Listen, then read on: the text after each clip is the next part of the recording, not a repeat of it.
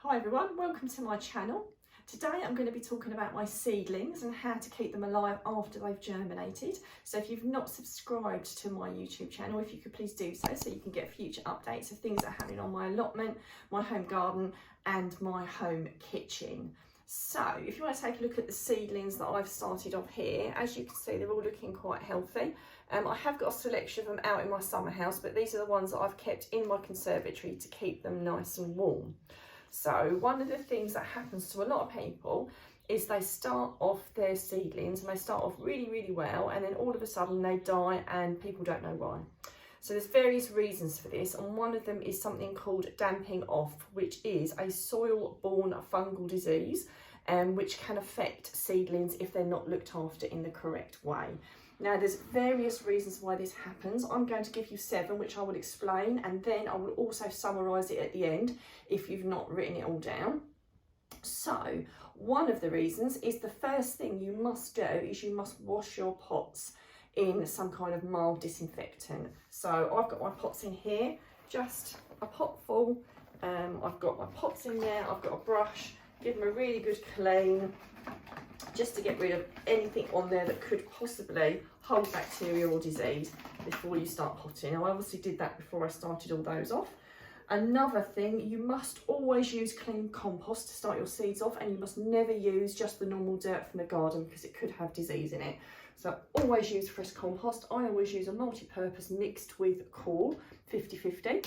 It's the way I start my seeds off. The other thing is good light as well. They need good light. Now, I don't have any fancy lights. I'm a home gardener. I am not a professional gardener, and I don't have any lamps or anything, but I do make sure as much as I can that they get good light. And as soon as, on a good day, I will lift these out of my conservatory and I'll put them outside so they get some better light, because the light from a conservatory is double glazed and the light that gets through isn't as good, which is why I move stuff down into my greenhouse and my summer house when it's warm enough to do so. But when it's not warm enough to do so, I keep them in here, but I do take them out during the day to give them some good light. The other thing is good airflow, so that does exactly the same thing. Some people get a fan. Again, I don't do that.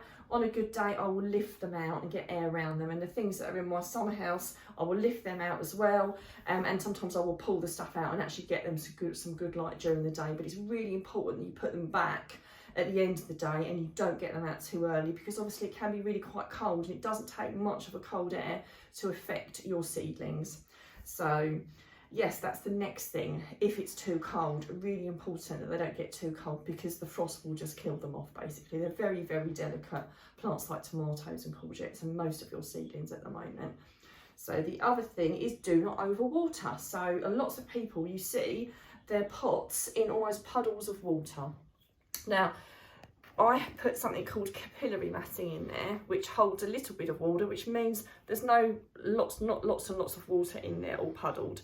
So I would never water these again until they actually start to feel dry to the touch. Now these still feel moist from when the seeds germinated, so they don't need any more water until they start feeling dry to the touch. So if you start watering them too much, that really does cause them a lot of trouble. And I'll be honest, I have done it in the past. That's something I'm particularly wary of. The other thing is your seed depth. So do not put your seeds down too deep, because that will make them struggle even more and can cause problems after they've germinated. I think I've said before, as a general rule of thumb, you put seeds down the depth of the size of the seed. So as I said, if a seed is the size of, say, my nail, like a squash seed would be, you would take it down below the same amount as that. And with things like the tomatoes and things, I just put vermiculite over them when I germinate them. I don't even put any compost over them, just to protect them.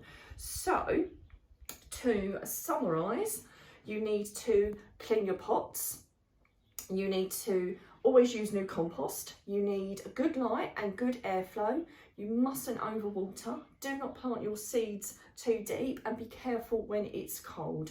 Do not let them outside in the cold weather. I only heard the other day someone had left their plants outside and they'd lost the lot, and I don't want that to happen to you. It's not the end of the world, because you can buy plants from garden centres and boot fairs and what have you, but it's really lovely to try and keep those plants alive if you can.